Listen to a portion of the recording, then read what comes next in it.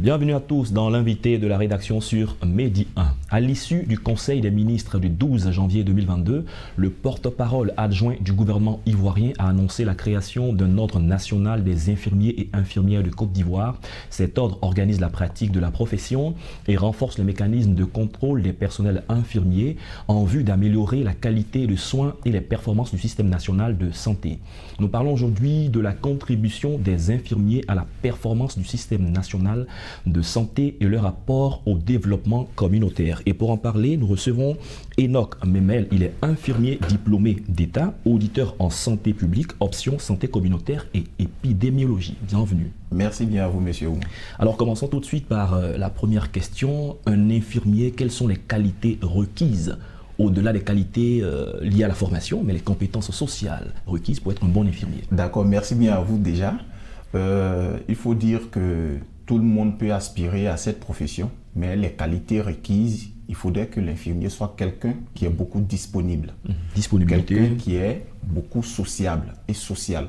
Il faudrait qu'un infirmier ait le temps de mettre en pratique toutes les valeurs pour le bien-être de l'autre. Donc, capacité d'écoute. Voilà, il doit être disponible, attentif surtout aux différents problèmes, puisque de là, selon la formation, il y a un besoin qui en découle. Est-ce que parfois dans certains centres de santé, il n'y a pas de conflit de compétences entre l'infirmier et puis le médecin? Il ne devrait pas en principe. Ça ne doit même pas exister, Chacun puisque nous ne sommes pas sur les mêmes lignes. Voilà, les infirmiers sont des spécialistes en soins infirmiers et obstétricaux, et les médecins sont des médicaux. Ça, c'est très différent. Un infirmier peut-il refuser de faire les soins quand le médecin le demande? Non. Il devrait le faire. Il doit le faire son travail. parce qu'il doit faire les soins infirmiers. D'accord, très bien.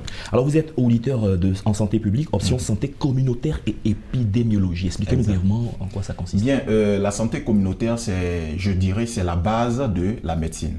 Parce que c'est de la santé communautaire que tout part. Si tout de suite, un agent de santé est à la disposition d'un centre de santé qui doit travailler avec la communauté, c'est à partir de cette même communauté qu'il va réussir à mettre en place toutes les bases de son travail. C'est-à-dire comment mettre en place son plan de consultation. C'est à partir de la communauté qui est sa matière première. Si la communauté n'est pas disponible, il ne pourra pas exercer. Quel est le rôle de l'infirmier, des infirmiers, de toute cette corporation-là dans le développement de la santé? Bien. Il faut dire que dans le développement de la santé, le rôle de l'infirmier s'inscrit à plusieurs niveaux. Au niveau du développement de la science, qui est dynamique. À ce niveau, les infirmiers sont des acteurs principaux au niveau des différents indicateurs de la santé. Et c'est à ce niveau que les infirmiers sont beaucoup plus actifs. Exemple, pour enrichir mieux, au niveau de la prise en charge des patients, voilà, les infirmiers sont ceux qui sont habilités à faire la prise en charge et les soins, exercer les soins, voilà, en cette matière. Et quand ils finissent, c'est à partir de leurs différents rapportages qui se retrouvent au ministère, les médecins, les professeurs, tous les spécialistes s'en servent pour en tirer les pourcentages au niveau du travail et au niveau des différents soins en rapport avec tout ce qu'ils font pour pouvoir réorganiser et permettre si ce système doit être revu ou pas. Lors de la crise sanitaire que traverse le monde, les infirmiers ont été en première ligne. Exact. Il faut dire que durant cette crise à coronavirus, les infirmiers ont été ces soldats de la santé qui étaient au premier front. Je dis au premier front parce que ils étaient ceux-là même qui partaient sur le terrain, vivaient cette réalité que vivait la population. Ils étaient ceux-là même qui étaient en contact direct avec la population. C'est après eux que venaient les chefs du système sanitaire qui sont les médecins. Parce que les infirmiers partaient, ils prenaient la tension, la température, ils observaient et décryptaient tout ce qui était signe lié à la COVID-19. Et c'est après ça que les médecins viennent pour faire la prise en charge médicale. Voilà. Après tout le rôle d'un infirmier, lorsqu'il se retrouve dans un centre de santé à l'hôpital, est-ce qu'il a le temps de penser à la communauté, à jouer un rôle dans le développement communautaire? Effectivement.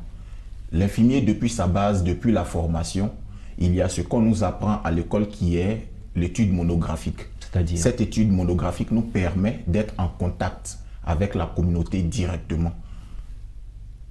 En le faisant, l'infirmier arrive, il fait l'étude du milieu. C'est ce qu'en santé communautaire on appelle étude du milieu.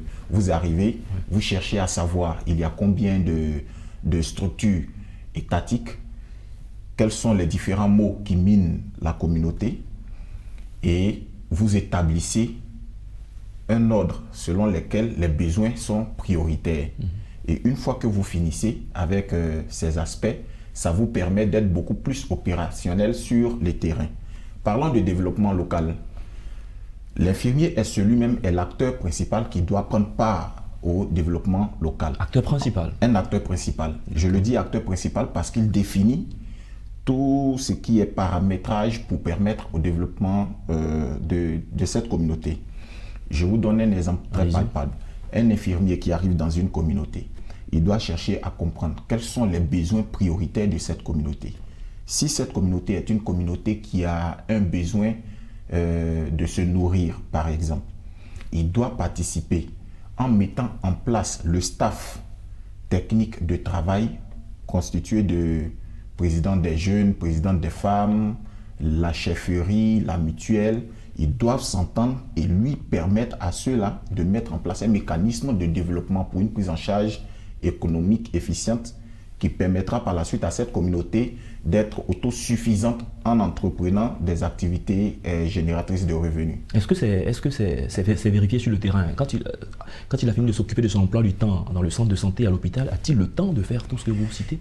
Bien, au jour d'aujourd'hui, il y a cette méconnaissance, je dirais cette méconnaissance des rôles propres. Okay. Voilà, il y a cette méconnaissance des rôles propres. Tout le monde veut être médical, à telle enseigne que parfois, quand on arrive sur le terrain, on est confondu à des médecins. Okay. Voilà, c'est ce qui fait que parfois, nous n'avons pas le temps de pouvoir nous intégrer dans la communauté, vivre leur réalité et leur apporter notre expertise apprise depuis l'école. Voilà. Et il y a une journée internationale qui vous est réservée le 20 avril. Exact. Qu'est-ce qu'on y fait? Qu'est-ce qui est prévu cette année?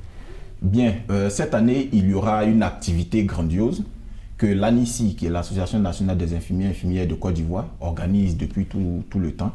Voilà, et à cette occasion, il y aura des colloques où des hauts responsables des cadres seront invités, des cadres surtout de la santé, voilà, seront invités et viendront parler de plusieurs avantages et nous donner encore plus de rudiments possibles pour pouvoir aller de l'avant. Ces derniers temps, on a beaucoup entendu parler des sages-femmes par rapport à ce qu'on leur reproche sur le terrain.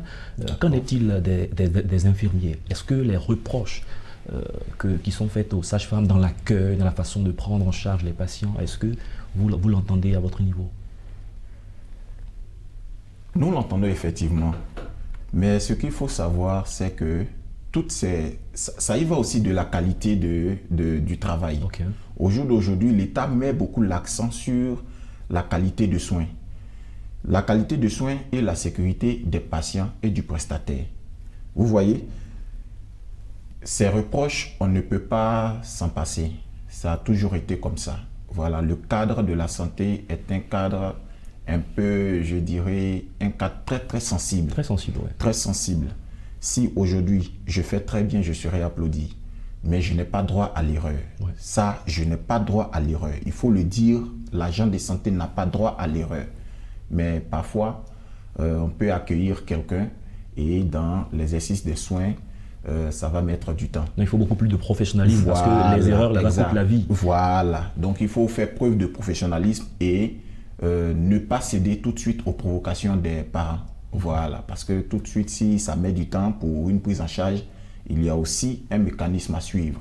Mais quand ça met du temps, ils réagissent et ça, c'est pas du tout bien. D'accord. La dernière question, s'il y a des aspects à revoir au niveau de la formation des infirmiers ou de leur équipement en termes de formation pour les rendre beaucoup plus performants, ce seraient quels aspects?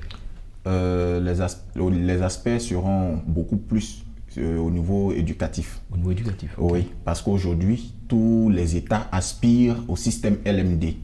Et l'État ivoirien, après que les ministres de l'économie et des finances au niveau de la zone UEMOA aient signé cet accord de bac plus 3 années équivalent à la licence, voilà, l'État ivoirien jusqu'à présent n'a pas adopté et nous permettre au niveau de l'INFAS de passer à cette pratique, à cette application. Donc, ce volet sera à revoir et permettre aux infirmiers d'aller jusqu'au doctorat et faire comme le Canada, où il y a au jour d'aujourd'hui des professeurs en sciences infirmières et obstétricales. Voilà. Merci Enoch Memel. Je rappelle que vous êtes infirmier diplômé d'État, auditeur en santé publique, option santé communautaire et épidémiologie. Merci d'être passé sur notre plateau. Avec vous, nous avons parlé des infirmiers qui sont des acteurs de développement. Merci bien, monsieur. C'est la fin de cette émission. Merci à tous de l'avoir suivi. Bonne suite de nos programmes sur Média 1.